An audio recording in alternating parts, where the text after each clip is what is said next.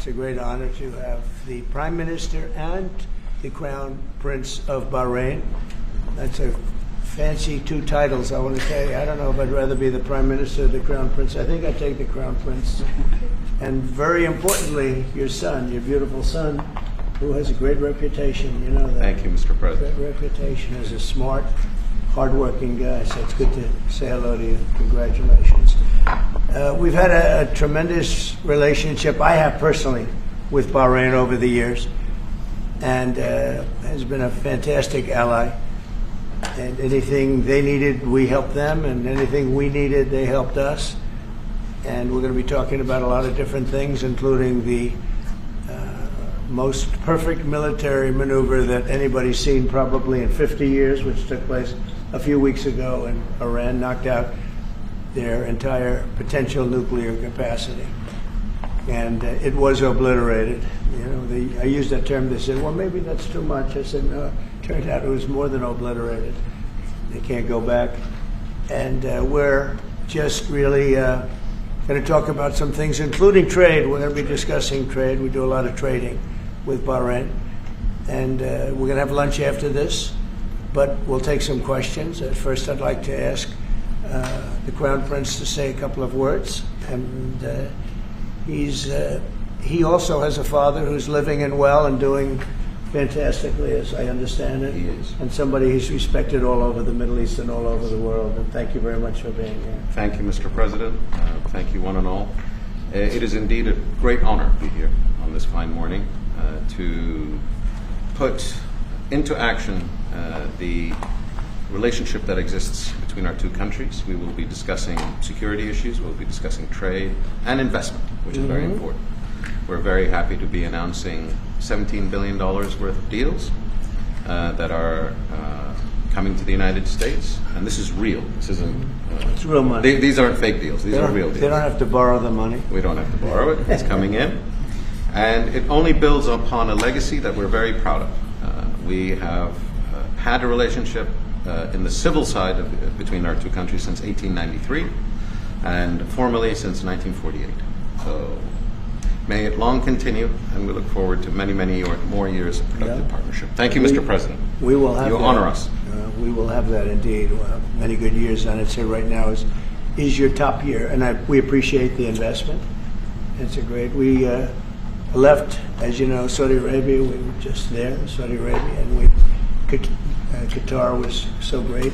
The leader's great. We had UAE, and we had a couple of other visits, but all great places, and we left with $5.1 trillion of investment, and they all want to be investing in the United States. We have, I think we have over $16 trillion of investment coming in, which is a record, and we're only a little bit into the year. And let's say the first 2 months I sort of took it easy because we had to fix up the Oval Office. I had to devote my time to fixing it up, but now we had to fix up our country. So we have, I think everyone is saying we have the hottest country now anywhere in the world. We were dead a year ago. We are a dead country. And now we have the hottest country anywhere in the world. And it's a great honor to have you here. Thank you, Mr. President. Any questions? Syria. On the developments in Syria at the moment. Well, I can comment. I think I'll ask Marco to say a few words on Syria. Yeah, it's complicated, obviously. These are historic, long-time rivalries between different groups in the south-west of Syria, Bedouins, the Druze community, and it led to an unfortunate situation and a misunderstanding, it looks like, between the Israeli side and the Syrian side. So we've been engaged with them all morning long and all night long with both sides, and we think we're on our way towards a real de-escalation and then hopefully get back on track in helping Syria build a country and arriving at a situation there in the Middle East is far more stable. So in the next few hours, we hope to see some real progress to end what you've been seeing over the last couple hours. Mr. President, Jerome Powell, do you have plans, or you're back considering firing Jerome Powell? What's your justification if you're thinking about this? Well, he's too late. He's always been too late. Hence his nickname, Too Late. He should have cut interest rates a long time ago. Europe has cut them 10 times in the short period of time, and we cut them none. The only time he cut them was just before the election to try and help Kamala, or Biden, whoever the hell it was, because nobody really knew. Obviously, that didn't work, but he tried to cut him for the Democrats, Kamala. And how did that work out? You'll tell me. It didn't work out too well, did it? But he's I think he does a terrible job. He's costing us a lot of money, and we fight through it. It's almost, the country's become so successful that it doesn't have a big impact, but it does hurt people wanting to get a mortgage. People want to buy a house. He's a terrible Fed chair. I was surprised he was appointed. I was surprised, frankly, that Biden put him in and extended him, but they did. So, no, we're not planning on doing anything. We're very concerned.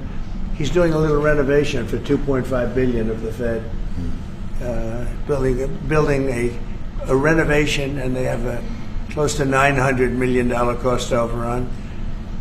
And it's a shame, but the biggest cost overrun is the cost overrun for interest rates, because we should be paying 3 points lower, and we would save $1 trillion a year in interest if that were the case. And all it is the stroke of a pen.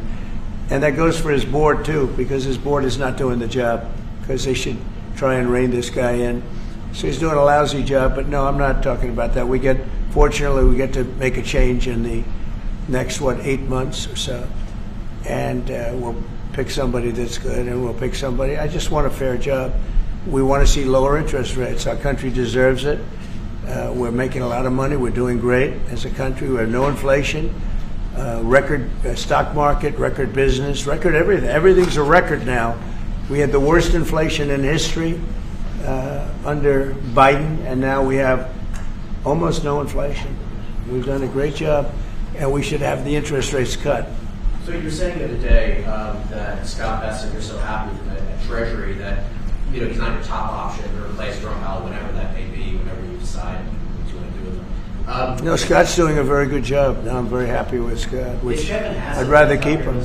Kevin's somebody would consider. Kevin is fantastic too. We have a lot of good people for that job.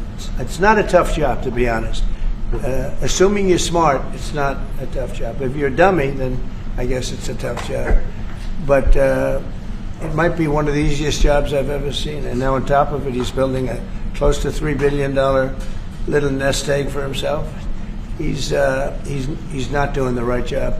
We should be saving $1 trillion a year in interest. When he talks about cost, we should be saving, think of it, $1 trillion a year. Add that with the tariffs and everything else. But he just doesn't want. He's a knucklehead. But we'll see how that. We'll see how he's listening to this. That's a strange conversation. But we like to say it like it is. But we have a lot of people that want that job very badly, and I'm only interested in low interest people, frankly, because you don't need. I know. So they had the 71 different economists and people experts that they picked about a month ago. I was the only one, along with one person from maybe the Wharton School of Finance. The two of us got it right. 69 people, including Powell, got it wrong. And he wants to hire thousands of new people to help him decide where we're going in the future. It only takes one good mind. It doesn't take 5,000 good minds. So they're expanding the Fed. It's the dumbest thing I've heard of. But it's very autonomous. Just to follow up on that, are you completely ruling out the idea of firing Jerome Powell? I don't rule out anything, but I think it's highly unlikely unless he has to leave for fraud. I mean, it's possible there's fraud involved with the $2.7 billion renovation. This is a renovation. How do you spend $2.7 billion?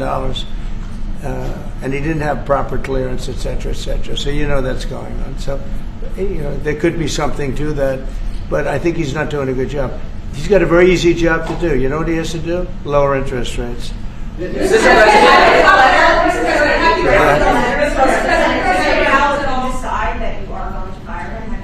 No, I haven't drafted a letter. So you didn't show a letter to Republican lawmakers last night? No, I talked about the concept of fire him. I said, what do you think? Almost every one of them said I should. But I'm more conservative than they are. Mr. President? No, we didn't. We talked about it. In fact, We had 11 of the 12 people here yesterday for a very big bill having to do with crypto, etc., and other things. And all of the votes are going with us, every single vote. But during the conversation, when we were talking about it, I asked, what would you do about that? They all said would fire him. Mr. President, Yeah, please. thank you for taking my questions. So you were in Pennsylvania yesterday. You Yes. unveiled $92 billion worth of investments. One of those jumped out to $15 billion in Homer City to build the largest natural Right, gas yeah. power plant ever. I was at the rally where you told Homer City residents that you would not forget them when the biggest coal plant in Pennsylvania That's right. closed down. You delivered for them yesterday. What message do you have for those Well, I'm residents? happy. Homer City. I was there, and I said, I'm going to produce something, I don't know what, because they had shut down this massive coal plant, one of the biggest in the country. And it was just purchased by the gentleman that you met yesterday, a very substantial man. I don't know if he's maybe not as substantial as you, I'm not sure. But he's pretty substantial. You know who I'm talking about. And they're going to spend billions of dollars on rebuilding it, and it's going to be the largest plant of its kind in the world, I believe, actually in the world. And it's going to be great. So we really fulfilled that promise to Homer City. But it's to Pennsylvania, basically. I won Pennsylvania, and very conclusively won Pennsylvania. So I owe them a big debt of gratitude. But thank you for bringing that up. We raised 92. It's actually going over 100. So it'll be over $100 billion to be invested in Pennsylvania. It was Pennsylvania Energy Project. And we had, everybody was there. Larry Fink was there. I mean, everybody was there and done a great job. The senator did a great job. And we were very proud. That was a great meeting yesterday. Thank you very much. Mr. President, for each of you, so for the Crown Prince, are you planning on taking any of the Patriot missiles that you're going to receive from the United States and divert those to help Ukraine? We have no current plans, as we have an operational requirement inside Bahrain to keep them there for the present time. At least. He's got plenty of them, too. And Mr. President, on the fentanyl And bill, they are. They're wonderful. They're wonderful pieces of kit. They work very well. American technology is the best. Yep. and on the fentanyl bill that you're That's signing, maybe the most important part of this.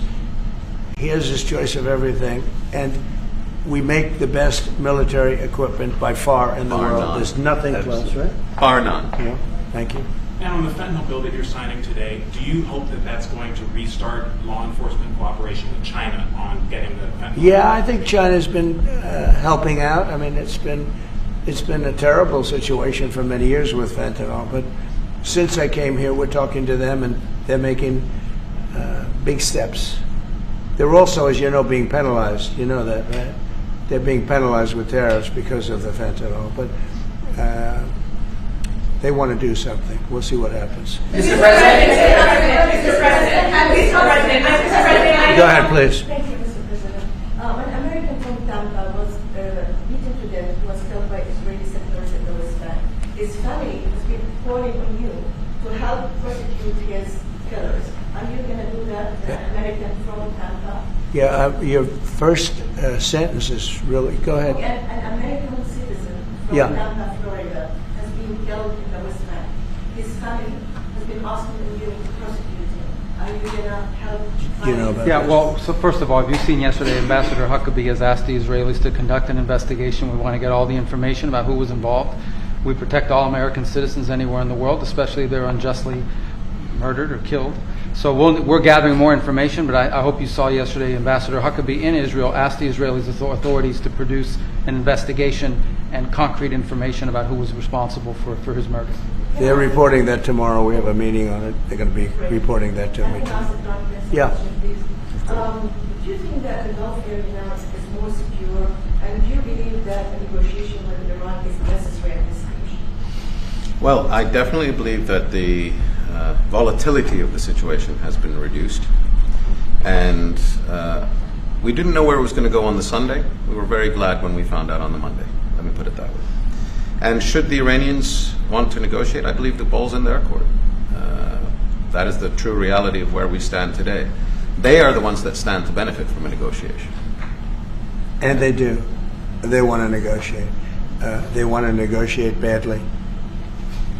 We're in no rush because, we said we could have made a deal. They should have made a deal. And then we bombed the hell out of their various places. We're in no rush, but if they want to negotiate, we're here. Yeah. Mr. President, I know you want to move past all this intrigue over the Epstein files, but I do want to ask you to clarify something you said this morning. You said this was all a hoax. Has your Attorney It's a big General hoax. told you this was a hoax? What evidence? No, it's not the Attorney General. No, I know it's a hoax. It's started by Democrats. It's been run by the Democrats for 4 years. You had Christopher Wray and these characters and Comey before him. And it's a bad group. It started, actually, look at the Steele dossier that turned out to be a total hoax. The 51 agents, the intelligence, so-called intelligence agents, it was a hoax. It's all been a big hoax. It's perpetrated by the Democrats. And some stupid Republicans and foolish Republicans fall into the net. And so they try and do the Democrats' work. The Democrats are good for nothing other than these hoaxes. They're bad for policy. They're bad for picking candidates that can get elected. Like in New York, we have a communist running. He may get elected too, actually, but he'll destroy the city. No, it's I call it the Epstein hoax. It takes a lot of time and effort. Instead of talking about the great achievements, we've had a great gentleman. Yesterday, as you know, went on CNBC and he made the statement that Trump may go down as the greatest president of all in the United States. And instead of talking about the things we've achieved, we've had tremendous achievement. They're wasting their time with a guy who obviously had some very serious problems, who died 3-4 years ago. I'd rather talk about the success we have with the economy, the best we've ever had, and all of the things we've done, including the Middle East. I mean, you see it. Instead, they want to talk about the Epstein hoax. And the sad part is it's people that are really doing the Democrats' work. They're stupid people. Yeah, go ahead. Go ahead.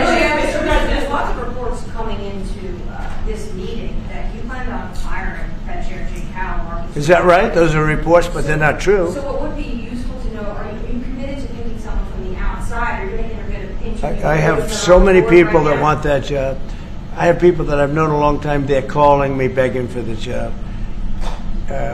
You know what you need there? A smart person with common sense, but you need a very smart person for that job. I think it's one of the easiest jobs in government. You show up once a month and you make a statement about where the economy's going, and we're going to raise or lower interest rates. It's probably the easiest job I've ever seen. That's why I'm trying to figure, why does he want to expand and add more people? He's going to add more economists to tell him what to do. But the economists, I was right. All the economists were wrong. They admitted it. They admitted it this morning. Quiet. Go ahead. Powell, you mentioned fraud in an earlier answer. Are you saying you want to investigate the Fed chair for fraud related to this renovation? Well, I think he's already under investigation. He spent far more money than he was supposed to on rebuilding. I didn't see him as being the kind of guy that would want to have parks, rooftop parks, and everything else on top of buildings. But who wants to spend that money for the Fed? The Fed is supposed to sit there and say where interest rates are going, and a couple of other very easy things to do. And he spent $2.5 billion. I think he's got some problems. Mr. President, thank you, sir. You also reported a monthly surplus in the month. That's right, $25 billion. A ton of money. With these new tariff rates coming into effect on August 1st, we're going to be bringing in even more tariff revenue specifically. How much revenue do you think we can consistently bring in from these tariffs, and how big of a game changer is this, not only for the economy, but also for fiscal responsibility? Well, we're going to be bringing in, already we've brought in over $100 billion. We'll be bringing in hundreds of billions of dollars. And the tariffs really haven't kicked in that much other than automobiles and steel. August 1st is a big day. August 1st is when very substantial money comes into our country. We've made deals with a lot of great places, but we had one yesterday, that was announced. We have another one coming up, maybe with India. I don't know. We're in negotiation. When I send out a letter, that's a deal. In other words, that's a deal. They don't want to ever say that. Oh, how many deals have you made? The best deal we can make is to send out a letter. and the letter says that you'll pay 30%, 35%, 25%, 20%, in one case 50%, Brazil, and because what they're doing to their former president is disgraceful. I know the former president, he fought like hell for the people of Brazil, that I can tell you. And I believe he's an honest man. I think what they're doing to him is terrible. So, yeah, we have some pretty good deals to announce, but every time we send out a letter, that's a deal. The big one really is going to be on the 150 countries that we're really not negotiating with, and they're smaller. We don't do much business with them. Because you have a lot of countries. You have over 200 countries. You know, a lot of people don't know this, but we'll have well over 150 countries that we're just going to send a notice of payment out, and the notice of payment is going to say what the tariff, and it's all going to be the same for everyone, for that group. They don't, they're not big countries, and they don't do that much business. It's not like the ones that we've agreed with, like China, like Japan, where we're negotiating with them, but I think probably we'll live by the letter with Japan. We're very close to a deal with India where they open it up. Indonesia yesterday it wasn't an open country, now it is. They have tremendous copper, quality copper, and probably the most copper. And we made a deal with Indonesia. We pay no tariff, zero, and we have total access to trade. That's a phenomenal deal for our companies. And we've agreed with them, as you know, on 19%. They pay 19%. And it's a good deal for them, and it's a good deal for us, so in that case. But we have a number of them coming up. But overall, we're doing well, and we're taking in a lot of money, a lot of money. We have the number one, we have the most oil of any country in the world, even more than them, which is hard to believe. But we have a little larger piece of land, right? You do, sir. But so. we're number one in the world in oil, and we're drilling, and today it hit $64 a barrel, which is great, and that'll help stop wars, actually. If you want to know the truth, it's going to help stop wars, and we hope to get it down a little bit more. But we have oil down to $2, $2.25, $2.50 in numerous states. We hit one at $1.98 a gallon, and that's a great thing. That's one of the reasons that inflation's in check. When you can do that, you stop the inflation. What Biden did is he ended our policies, went to his policies. He didn't have a policy. Some lunatic around the desk had a policy. Whoever operated the auto pen had a policy, which is, by the way, I think the biggest scandal. That's the scandal they should be talking about, not Jeffrey Epstein. The scandal you should be talking about is the auto pen, because I think it's the biggest scandal, one of them in American history. So the economy is doing really well, and people are saying it. Yeah. Please. Go ahead. Will you ask Attorney General Hamad to release more documents to finally put this controversy to rest? Yeah, whatever's credible, she can release. If a document is credible, if a document's there that is credible, she can release. I think it's good. But it's just a subject. He's dead. He's gone, and all it is the Republicans. Certain Republicans got duped by the Democrats, and they're following a Democrat playbook, and no different than Russia, and all the other hoaxes. They're started by the Democrats, and some Republicans. In this case, I was surprised, but they got duped.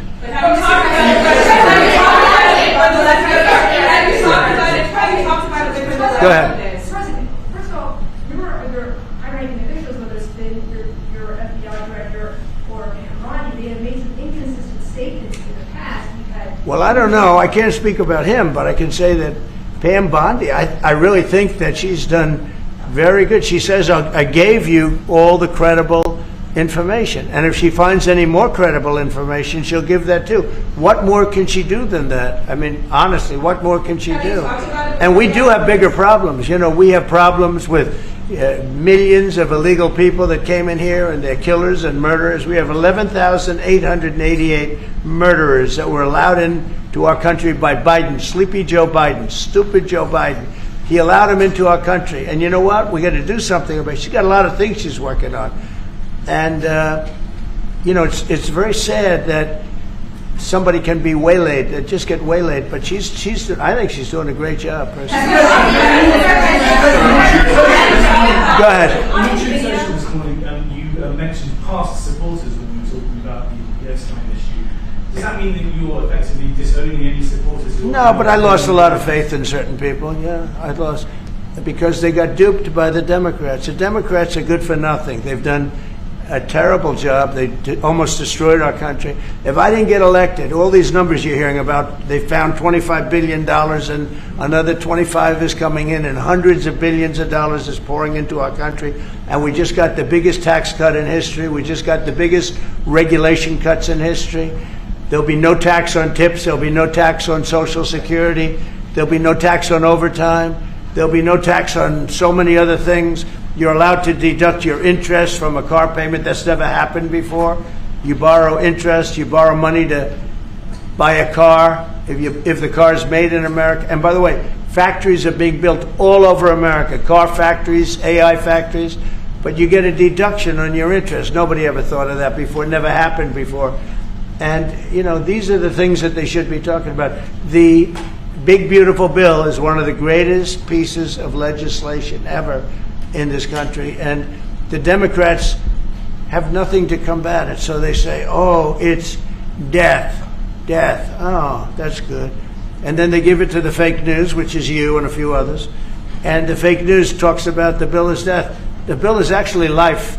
The bill is life, and it saves our country. This bill is incredible. Look at the results already. So we have $16 trillion being invested in our country. And this great gentleman and his family just came in with another billions of dollars. And if he didn't like the country, if he didn't like where we were going, he's very smart. He'd come, maybe he wouldn't even come. I think maybe it wouldn't even come. You'd save your time. But, it's one of those things. But if he didn't like where this country was, he wouldn't be investing billions of dollars in this country. But think of it, $16 trillion, more than has ever been even contemplated before. And we haven't even started yet. So that's what I want to talk about. I want to talk about the success. And the Democrats have nothing to show for what they do. They almost destroyed. They allowed 25 million people to come into our country, gang members, jailbirds, from all over the world, not South America, from all over the world. They allowed them to come into our country from mental institutions, insane asylums, just walk right through. They couldn't come into your country. They couldn't come into any country in the world except our country. And they came in from the worst places, gang members, drug dealers. They all came in. Turn it off, please. They all came in. And I'm doing something about it. We have it under check right now. We got rid of a lot of the murderers already. Some of them we put in our prisons because they're so bad we don't want to take a chance in putting them in a foreign prison, have them come back. But we've done a great job. Our country's in great shape. We literally have the hottest country anywhere in the world right now. And it's true what the king said, what a lot of people said. We were a dead country. 1 year ago, we were a dead country. We were laughed at all over the world. We had Afghanistan with that horrible embarrassment, most embarrassing moment in the history of our country. Look what happened with Russia and Ukraine. That should have never happened. Look what happened with Israel. That would have never happened. Hamas had no money. Iran had no money. There was no money to do an attack like that.